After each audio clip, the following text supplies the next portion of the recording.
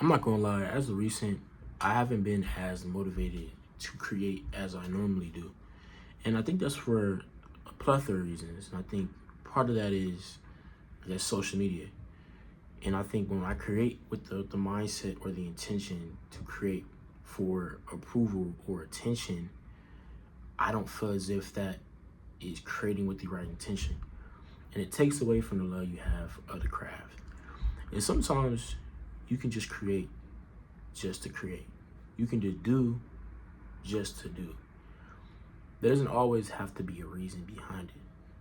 And I think in the past, I've been very selfish with my approach to creativity and whenever I'm making something. For example, in 2023, when I was like 18, I made a clothing brand.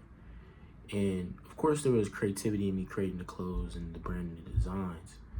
But I think it almost turned itself into something where I was just solely trying to make money. I was hustling. I was trying to give a little and take a lot. And when you do something with that intention of just taking and not giving, you don't really connect with the people you need to connect with. And I think I had to change my mindset from trying to receive and take to more so giving. And in my medium now, which is film, I remember a teacher telling me, like, if your film doesn't connect, it doesn't matter. If it doesn't connect with the audience, if it doesn't connect with the people, what is the point of you even making it? You know? And if I don't connect with it, what's the point of me even putting it out? You might as well just keep it to yourself. And sometimes, I play with this idea of the fact of just creating to create. I don't have to put out everything. I don't have to make a business out of every idea. And I can just do it for the love of the game or the love of just doing it. And I think sometimes I look at creativity now as a way or a form of expression, but also how I see and view the world through my own lens. Every film I make is a reflection of what I see. Every picture I take is a reflection of what I see. Every piece of clothing or article of clothing I put on is a reflection of who I am and what I see. And just like with anything, you have to protect that. And that means you create things, you can protect those certain things. Some things are just so vulnerable that you don't have to share it. And I think almost in a, capitalistic society where we're always taught to think about money first and how I can gain and how I can go up. And it doesn't matter how many people I step on to get there. It doesn't matter. But as long as I'm good, me, that it doesn't matter what anybody else feels or sees. And I think that mindset is detrimental to the beauty of creativity. And so I've been trying to switch my approach and just doing things with the sole intention of doing. And with social media, a lot of times we get a lot of input. We're watching reels all day, we're watching TikToks, we're doing all these things, and we're receiving all these beautiful things and inspiration and good, bad, positivity, negativity, and we're receiving all day, but we never have time to really get that out. And that can be very overwhelming, especially for me. I'm somebody who overthinks a lot. And with all that information in my mind, it's very hard to have some sense of clarity between all the fake news or the real news. It's hard to decipher those things, and it can be very much overwhelming and can consume your brain. And with that kind of mind, it's very hard to be creative. It's very hard to create things. And so sometimes you just need to take a step back. For me, maybe it's limiting how much I spend, on social media. Or maybe I switch what input I put into myself. So maybe instead of watching a lot of YouTube, maybe I'll read books more. Or maybe instead of, listening to one genre of music, maybe I'll change the genre of music, switch it up. And I think sometimes that repetitive nature and repetitiveness can be comfortable. You watch the same things, you listen to the same things, and that can be beautiful. But I think expanding your palette, trying new things, and seeing what you like, because you really don't know till you know. You may never know you love the genre of music until you listen to it for the first time. You may never know you liked a certain director and their films until you watched their films. And sometimes the knowing is in the doing, and you never know till you know. And I think just trying new things out and having hobbies, but not trying to have hobbies with the sole intention of, telling somebody, oh yeah, I play the guitar, oh yeah, I do this. Maybe I just want to have that something for myself, something that is sacred to me, something that is beautiful, and I don't have to give anything out to anybody else. It's just something for myself. But kind of coming back to my original point of creating for yourself, you can just do, and that's okay. It doesn't matter,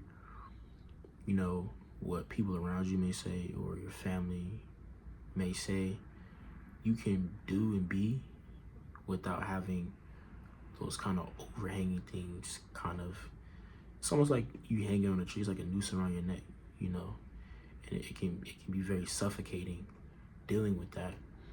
But I think having something for yourself and creating with the sole intention of relieving that or getting whatever you're feeling or thinking out can be very therapeutic. Like this video right now, I might post this on YouTube, but I don't expect anybody to watch it. I'm really just doing this with the sole intention of me getting what I think and how I feel and some thoughts I've had in the past out, And if somebody watches it and connects with it, they connect with it. But if not, they don't. But I know I did it for me. And that's the only intention I'm going into it with. And I think sometimes we can do things that can be performative.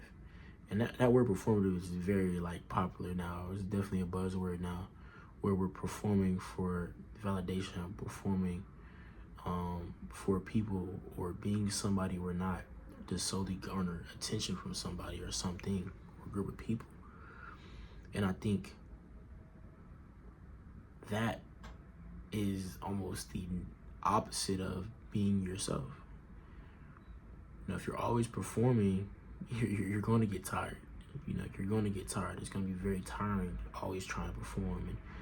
And I think if you perform so much for so long, eventually the mask is going to fall off and your true self and your true colors will eventually show. And I think that can be even more damaging to the people around you than if you were just being yourself originally. I think when we're really authentic and true to ourselves, it's very easy for people to connect with you. It's almost like, I don't know, whenever I fake or try to act like something I'm not, it's very difficult to connect with people or truly connect, because I'm always and constantly trying to appeal to what I think they think I am. But if you are who you are, and you speak how you speak, and you say what's on your mind, you say what's in your heart, you just are who you are. You dress how you like to dress, you speak how you like to speak, and you're not doing anything to appeal to anybody else but yourself. I think people can connect with that. People can feel that energy. They can feel that vibe from you. And I think that's a beautiful thing. And so I think being who you are and not performing for others' validation is so important. And I think that will draw you closer to who you are and who you want to become. But yeah, create for yourself. Go out, get a hobby. Don't tell anybody about it. Go out and make something and don't post it. Take pictures of yourself. Don't share it. Do things for you. And I think you'll receive a lot more beauty and clarity in the world when you do those things. And for me, and in my medium of film, of course I want to connect with the audience. But first, I have to connect with the stories that I'm telling and really understand what is my vantage point, what is my view on these things, what do I believe. And the more you learn about yourself, the more you go through this process of self-discovery, the more and more you connect with others, the more and more your art will connect with people, because you are internally connected. And that's a beautiful thing. And I think I've had times like that where I've made something and it connected with somebody, and I felt that in my heart. And that was one of the best feelings that I've ever experienced. And I want the same thing for you guys. You know, truly connect with who you are, whether that's through mindfulness, whether that's having a hobby you're doing for yourself, whether that's just a repetition in time, you put in your craft. Continue to do that, and you'll reap the benefits. You'll reap those, results. I think for me, I've always been the kid. Well, since I was a kid, I've been a person that want to seek validation. I grew up as a twin, and so I've always was trying to, separate myself from my twin in a way. Like, how can I differentiate myself from this human being? Because people always tend to confuse us. They confuse our names. It was very confusing for me when people like confuse our names. I'm like, bro, we have two different names and we look totally different. How y'all confuse our names? But that's a whole other point. But they always confused us, and they always thought that I was doing what my brother was doing, or they thought my brother was doing what I was doing. And always trying to find ways that I was talented or things that I love outside of, my twin, or that was different. And I think through that, I always tried to seek validation. And when I got that validation, it felt really, really good. But I think as I get older, especially me not being 20, that validation has to come from the internal. I have to validate myself. I have to believe in myself. I have to love myself, and believe in what I'm doing before anybody else. And I think that's so crucial, especially as an adult, because I think what they don't tell you when you're a kid is you have to kind of become self-sufficient. And of course, they can be financially, whatever other facets of adulthood they may be, relationally, friendships, romantic relationships, work, just education wise. You just got to be self-sufficient in all those ways. But I think they don't really speak on being self-sufficient and taking care of yourself. And I think the ways that I take care of myself is so crucial. Like making sure that I get up every morning and make sure I look in the mirror and make sure I look good. But when I step out the house, I don't look a certain way, or I'm not, putting my best foot forward. Those small things are a beautiful thing. Those processes and those rituals you do to take care of yourself over time builds that confidence, builds that trust and love within yourself. For me, cutting my own hair is something I take take a lot of pride in. Now, like, it's been recent. Like, this is the first time I live by myself. There's not a lot of barbers out here where I'm staying now. So being able to cut my own hair is something that's beautiful and encouraging to me, to make sure I step out and look good and look presentable and look good in the way that I want to look. And that's a beautiful kind of time and process with myself that I'm using to, love myself and take care of myself. I love to smell good. So when I get out of the shower and I throw my cologne on, I throw my certain lotions on, I love to smell good. I love to look good. And all these things are just things that I like and I'm going to do because I like doing it. And, I spoke on the whole kind of theme of creating for yourself, but sometimes you can just create and do and be with the sole intention of just existing. And sometimes that's okay. Not everything you have to do, you have to sell. Not every idea is the idea. Some ideas are just trial and error. Some ideas are just stepping stones to you getting to that one idea that may really be it.